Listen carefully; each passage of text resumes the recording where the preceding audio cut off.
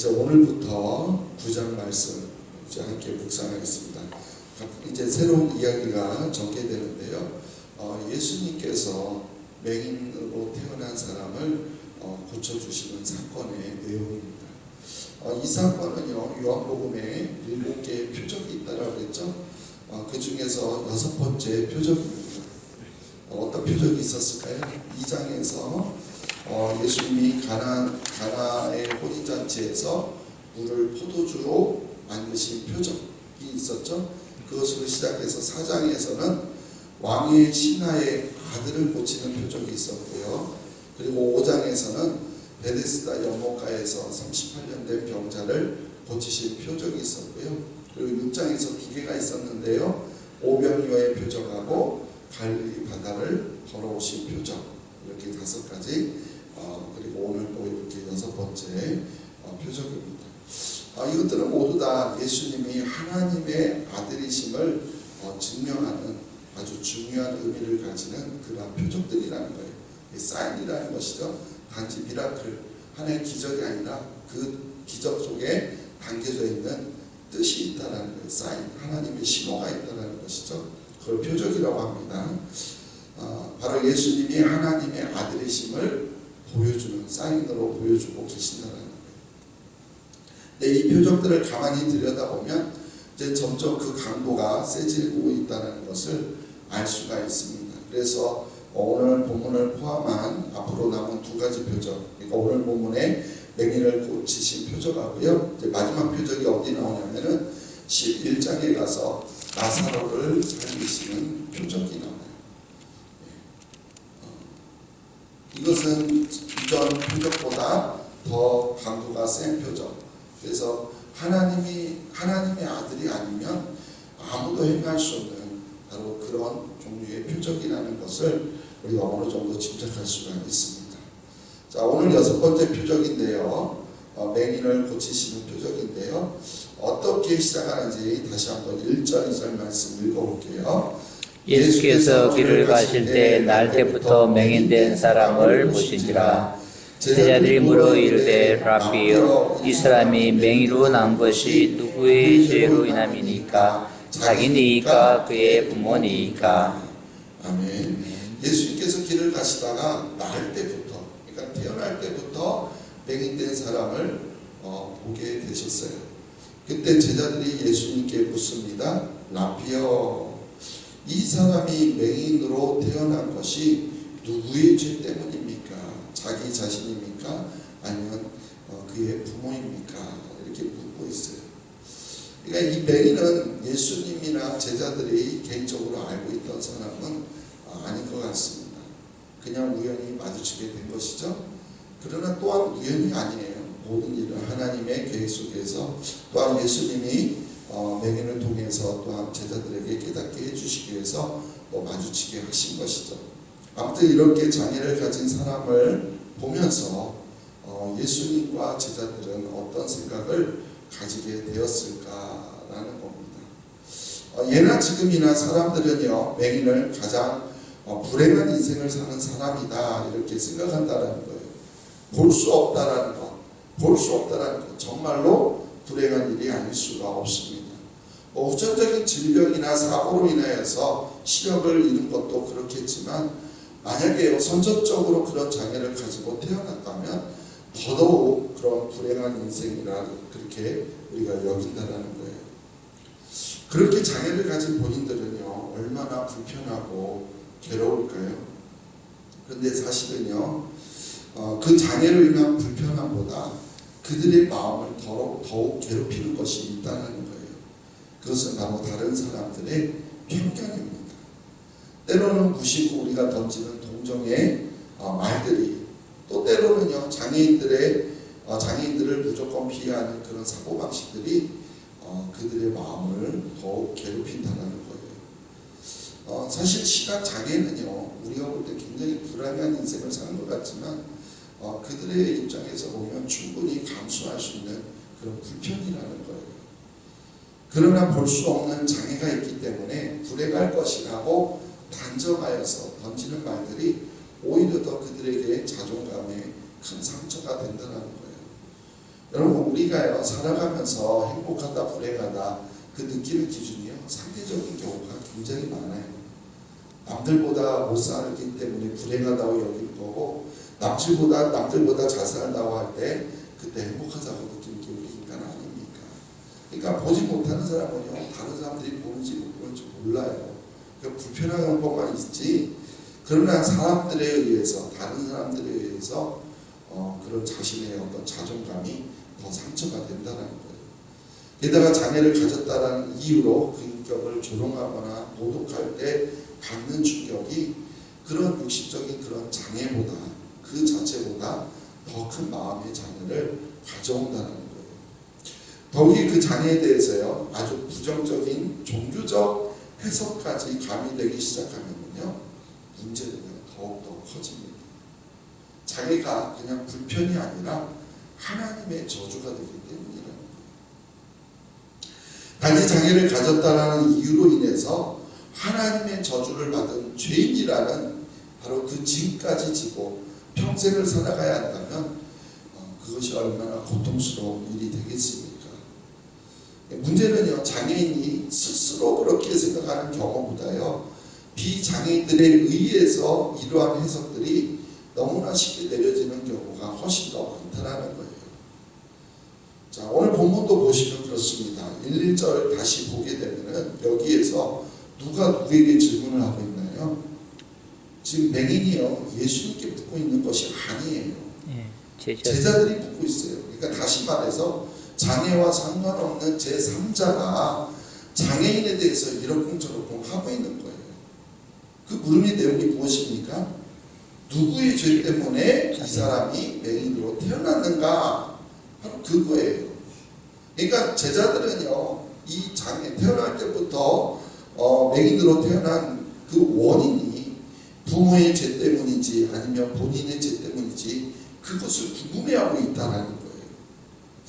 여기서 우리는요 당시 유대인들이요 이렇게 장애에 대해서 가지고 있던 잘못된 그러한 편견들을 볼 수가 있습니다.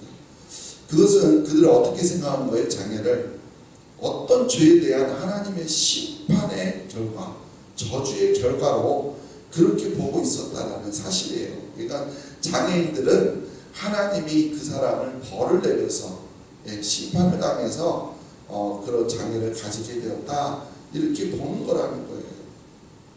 그런데요 정도의 차이는 있지만 오늘날 우리들에게도 이런 것과 비슷한 생각을 가지고 있는 것이 또한 사실이라는 거예요.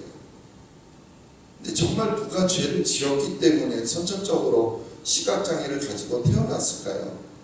한번 우리가 본인의 죄라고 생각해 보게 한번 봐요. 아니 어떻게 그 사람이 태어나기도 전에 태어날 때부터 맹인이라고 했으니까 그럼 태어나기 전에 그 사람이 무슨 죄를 지었기 때문에 무슨 죄를 지을 기회가 있어서 그 죄 때문에 그런 벌을 받아야 한다는 말일까요? 이런 억지 같은 이야기가 어디 있습니까? 자, 부모의 죄라는 것도 마찬가지예요. 그 부모가 만약에 무슨 잘못을 했다면 그 부모가 벌을 받아야지 왜 자식이 벌을 받아야 합니까? 죄를 지은 부모가 벌을 받아서 그래서 그 당사자들이 후천적으로 시각장애를 갖게 되었다고 하면은 그나마 그것은 좀 말이 되겠죠. 그렇지만 부모가 죄를 지었다고 자식이 선천적으로 장애를 가지고 태어나서 평생 그 저주를 받으며 고통스럽게 살아야 한다고 한다면 세상에 그것보다 불공평한 일이 어디에 있겠냐는 거예요. 그리고 그것은요 결국 하나님을 불공평한 독재자로 만드는 일 외에 아무것도 아니라는 거예요. 그런데도요 사람들은 이렇게 말하는 것을 참 좋아한다는 거예요. 다른 사람의 장애나 고통에 대해서 너무나 쉽게 신학적인 해석들을 갖다 붙인다는 거예요. 그것이 오히려 더 장애를 가진 당사자들에게요 더 괴롭게 만드는 겁니다. 그래서 장애인 자녀를 둔 부모님들이 사람들과 접촉하기를 꺼려하잖아요.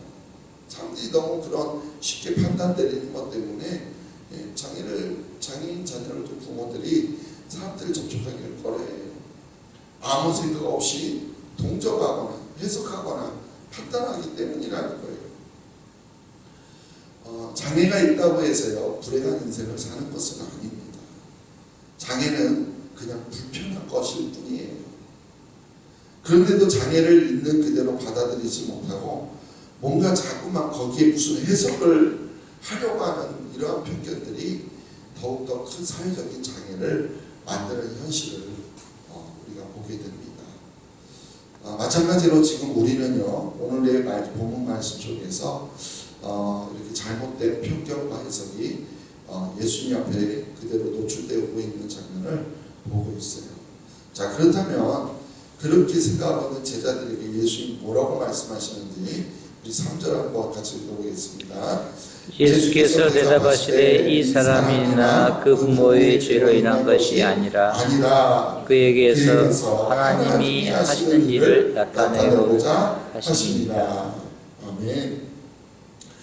예수님의 대답은 두 가지입니다. 첫 번째 대답은요, 이 사람의 장애는 바로 이 사람이나 그 부모의 죄로 인한 것이 아니다. 자기 때문도 아니고 부모 때문도 아니다. 바로 그 말이죠. 그리고 예수님의 이 대답은요, 이 사람만이 아니라 맹인인 이 사람만이 아니라 이 세상의 모든 장애에 대해서 하시는 말씀이기도 해요.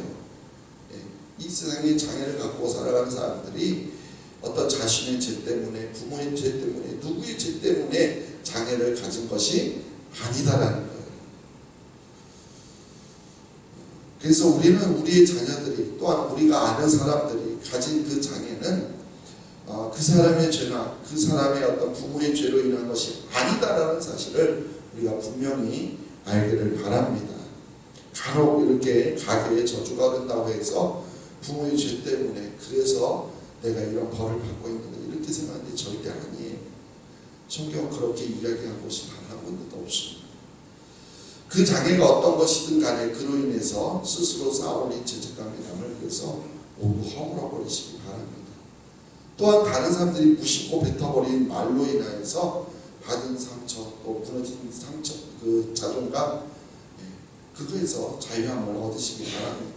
아멘. 그 장애들은요 모두 다 우리 죄 때문이 아니다라는 거예요. 또한 그동안에 혹시라도 다른 사람이 장애에 대해서 너무나 쉽게 판단을 내린 해석들이 있다고 한다면 그것을 모두 다 폐기해 버리시기 바랍니다.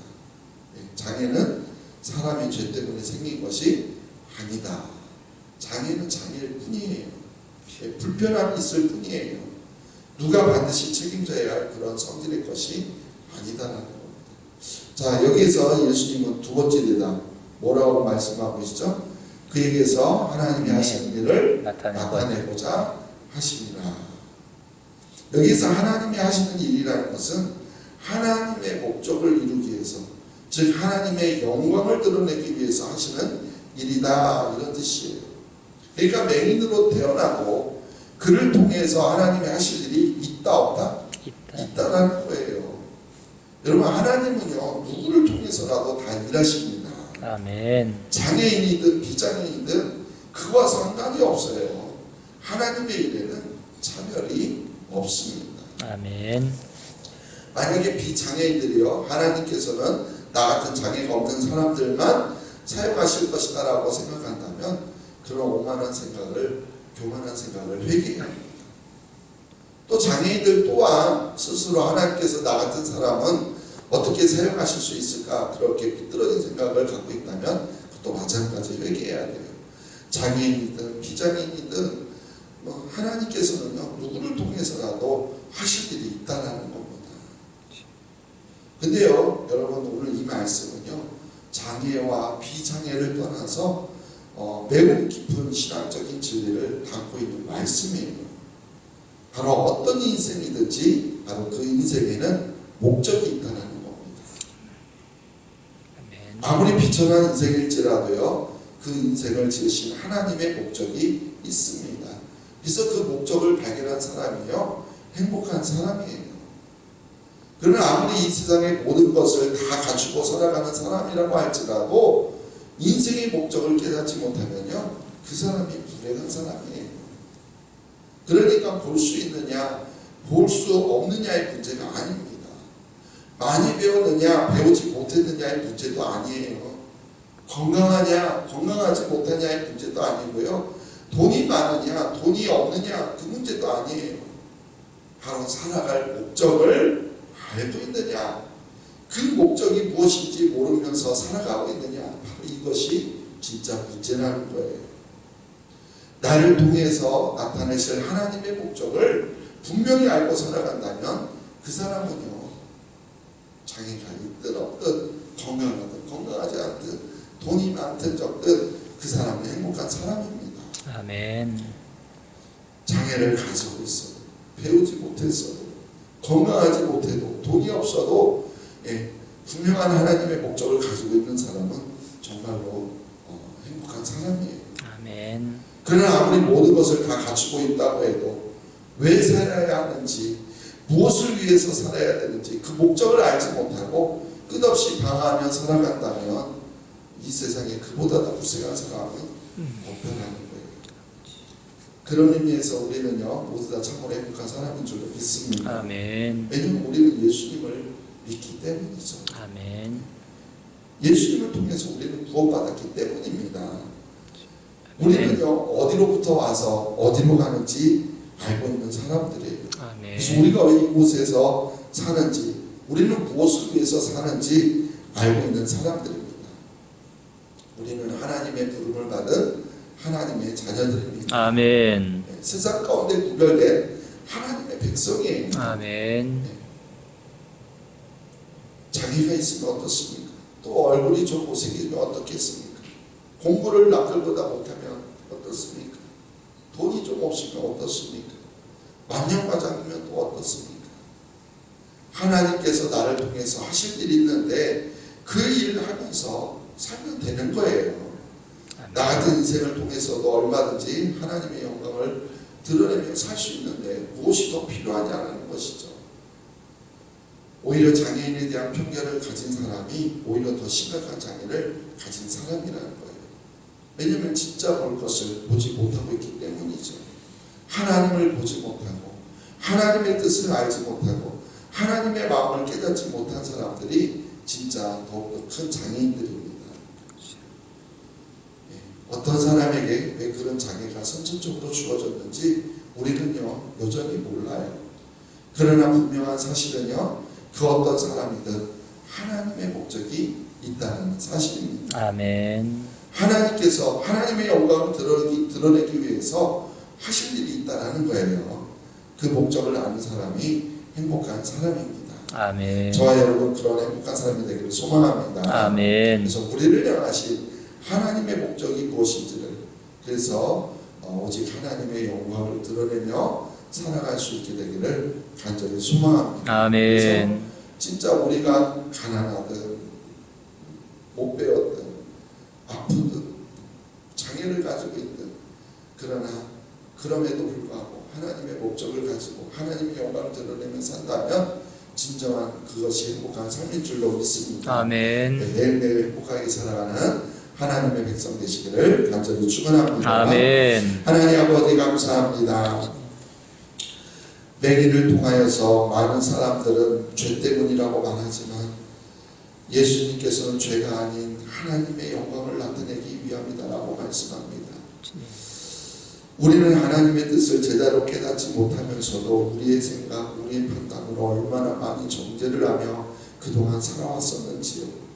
오 주님, 그러한 저희들 용서하여 주시옵소서. 아멘. 나의 편견으로 누군가에게 상처를 주고 또한 누군가에게 아픔을 줬다면 이 시간 그것이 깨달아지게 하여 주시고, 아멘. 하나님 이제는 더 이상 남을 편견의 눈으로 바라보지 않게 하여 주시고, 이 세상 그 누구일지라도 하나님의 일하신 가운데 쓰임받을 수 있는 자라는 것을 보게 하여 주시옵소서. 아멘. 우리 또한 어떻게 살아가고 있든 하나님께서 쓰실 하나님의 사람이라는 것을 깨닫게 하여 주셔서 아멘. 오직 하나님의 목적을 가지고 하나님의 영광을 드러내며 살아갈 수 있는 저희들에게 도와주시옵소서. 아멘. 바로 이러한 사람이 진정한 행복한 사람인 줄 믿습니다. 우리가 그런 행복한 사람 되게 하여 주시옵소서. 아멘. 감사하며 예수님의 이름으로 기도하옵나이다.